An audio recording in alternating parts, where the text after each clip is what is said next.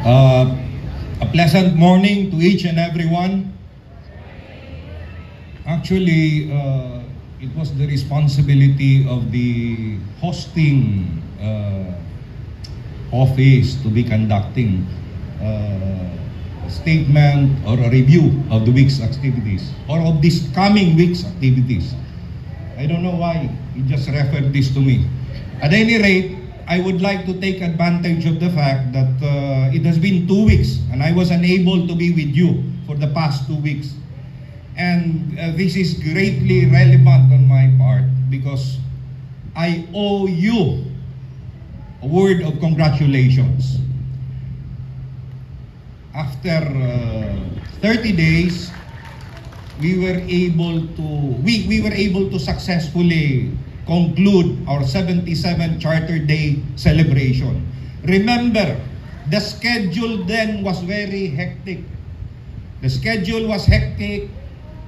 It was toxic, in fact, but through the effort, our joint efforts, although I have to adhere that we have to give special attention to the tourism department, its head, but all offices, all department heads, and each and every one of us, the City Council, through Vice Mayor Bebineri, without which we would not also be able to move.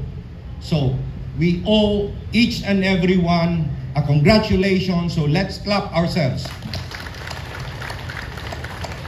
This includes also our partner agencies now, like the Philippine National Police, the Bureau of Fire, and other agencies who know deep in their heart also that each and every one of us contributed to a successful conclusion of our 77 Charter Day celebration. That aside, I have something to confess also. The past 30 days has been rather toxic also. I have to use the word toxic. It was really turbulent. The events, as is with life, we have our ups and downs.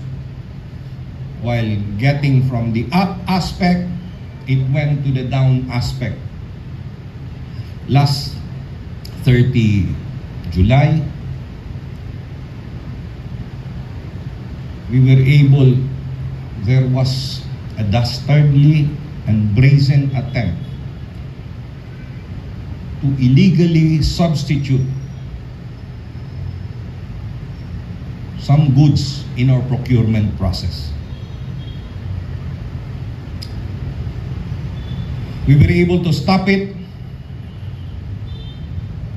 because the thrust of the Asenso administration is good governance. Every week, we take an oath, we repeat, na hindi tayo makikibahagi sa katiwalian at ipigilan at isiwalat natin ito sa tamang paraan. And that is what I did. I ordered a fact-finding inquiry, but in the meantime, those people directly involved at the outset have already been made to undergo preventive suspension. For those of you that are not familiar with the bidding process, the bid documents are, I should refer to, sacrosanct because the bidder is bound by it. Dili ka pwede magdungag ni anak sa part sa bidding process. What was done was certain wayward employees attempted to insert other documents to make it appear na ang gi-order nato, let's say brand A, is already brand X. What is worse is not contended with inserting the document. In the purchase order that I signed,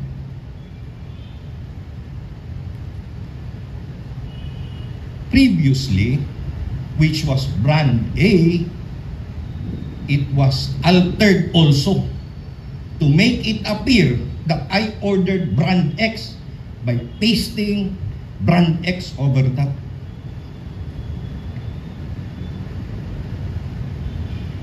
Those are the facts. I am not concluding that those involved are guilty at this stage. They have the presumption of innocence. But we have to resort to protective measures like preventive suspension so as not they cannot use their office to influence or otherwise affect the conduct of the investigation.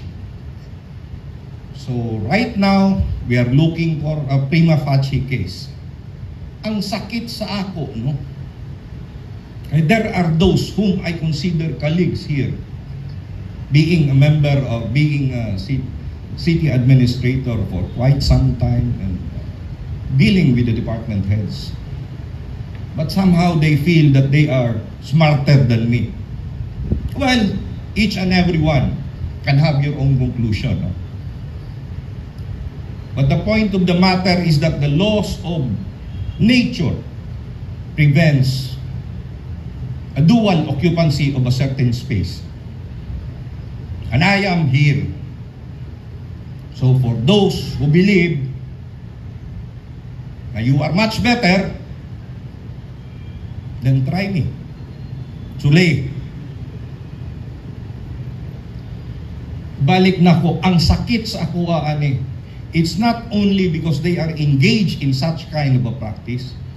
What is more painful is that they want to make it appear that I was a party to their transaction by altering the very document, the purchase order. Maunay sakit. But nonetheless, we cannot live by bickerings. We have the month of August to contend with. So let's set this aside. Let's again, I would like to renew the congratulations and then hope for each and everyone for a productive and fruitful week in serving our public. Thank you, and again, good morning.